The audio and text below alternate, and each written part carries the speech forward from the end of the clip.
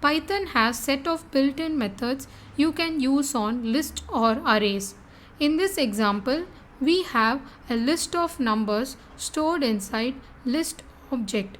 First method is the copy method, is used to copy one list object to another. Here I am copying list object to copy object, and you can see in the result the list object is copied to the copy object. The second method is append.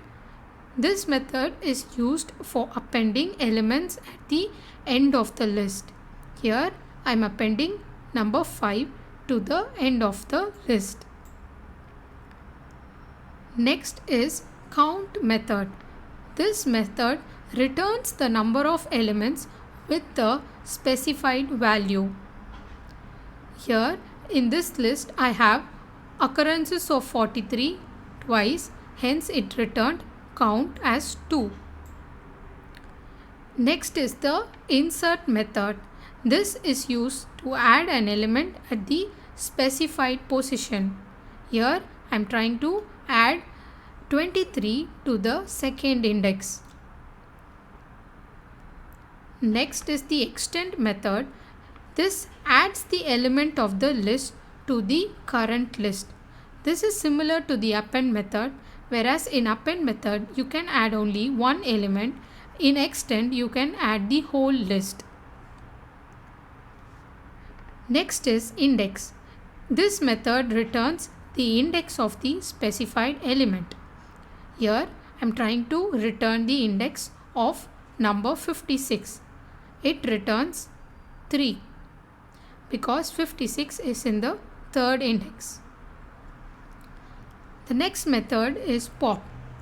This removes an element at the specified position. I am trying to remove an element in the second index. So it has removed 23. And the next method is remove, and this remove method removes the first element with the specified value. I am trying to remove 43 and it removes the first occurrence of 43 in the list. The next method is a reverse, which is used to reverse the list. The order of the list can be reversed using this method.